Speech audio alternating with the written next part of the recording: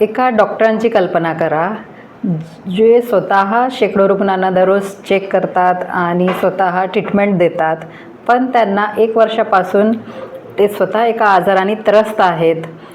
Etching आहे आणि recurrent etching होत आहे, म्हणजेच वारंवार ते त्रास होत आहे, अवघड जागी इन्फेक्शन होत आहे आणि त्यांनी बरेच ट्रीटमेंट घेतलेली आहे. जे काही फंगल इन्फेक्शनची ट्रीटमेंट असते, जसं की इट्राकोनॅझोल, फ्लुकोनॅझोल, इबरकोनॅझोल, हे सगळे टॅबलेट्स त्यांनी घेतलेले आहेत, क्रीम्स लावलेल्या आहेत, तरी पण एकदा कमी झाल्यावर वारंवार ते इन्फेक्शन परत परत होत आहे आणि त्यामुळे ते 1 वर्षापासून त्या आजाराने त्रस्त झालेले आहेत. तर ही केस आहे. काही दिवसांपूर्वी माझी फ्रेंड, तिचा फोन आला होता आणि मग थोडं परेशान, आवाज पण थोडासा टेन्शनमध्येच होता की असं परत परत का होत आहे. तर ते स्वतः डॉक्टर असल्यामुळे मी तर सगळं घेतलेलं आहे, स्वच्छता पण आहे, पण असं का होत असेल आणि डर्मॅटॉलॉजीमध्ये काय आता याच्या पुढे काय करू शकतो, असा थेट प्रश्न होता. तर मग जेव्हा ते आले माझ्या क्लिनिकमध्ये, मग मी सगळं बघितलं, चेक केलं आणि त्याच्यानंतर मी म्हटलं की आपण ब्लड टेस्ट करूया. तर त्यांचं म्हणणं होतं की ब्लड टेस्ट आहे माझ्याकडे ऑलरेडी केलेली, की ते डायबिटीज तर नाही आहे, हायपरटेन्शन पण नाही आहे. तर मग यावेळेस मग त्वचा जी आहे आपली, ही एक अर्ली अलार्म सिस्टीम आहे. हे मी त्यांना समजावून सांगितलं की काहीही बॉडीमध्ये मॅनिफेस्ट व्हायच्या आधी, म्हणजे डिझीज होण्याच्या आधी आपल्या त्वचा आणि म्युकोसावर आधी त्याचे सिम्पटम्स किंवा लक्षणे आढळतात.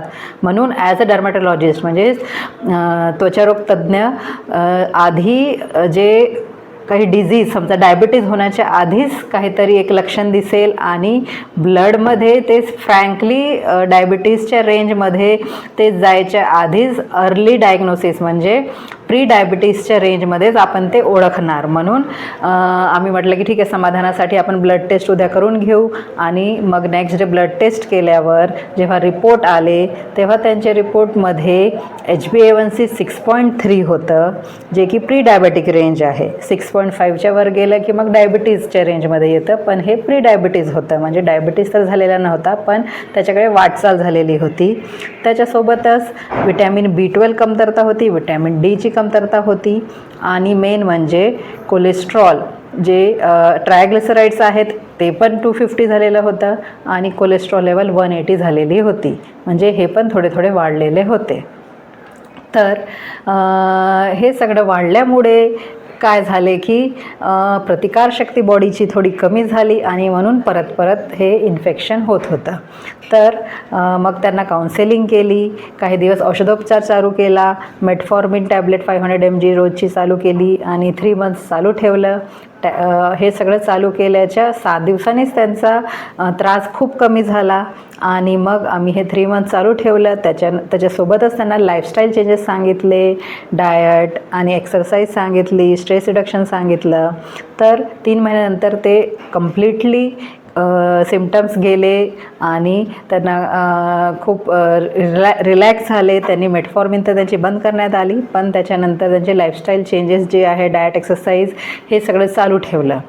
तर एकंदरीत त्याच्यामधून आपल्याला हे कळते की जेव्हा एखादा पेशंट काही आजार स्किनचा घेऊन येतो, तेव्हा त्या स्किनच्या पलीकडे पण बघावं लागतं, म्हणजेच ओव्हरऑल बॉडीमध्ये काय मेटाबॉलिक चेंजेस होत आहे हे आपल्याला कळतं. कारण स्किन आणि म्युकोजामध्ये early indicator, early alarming system असते, म्हणजे कोणतेही आजार व्हायच्या आधी, म्हणजे पँक्रियाजने सिग्नल द्यायचा की डायबिटीज झालेला आहे, याच्या आधी स्किनने सिग्नल दिलेला आहे. हे आपण जर ओळखलं तर डायबिटीजपर्यंत आपण पोचणार पण नाही, त्याच्या आधीच आपण त्याच्या लांब पलीकडे येऊ शकतो.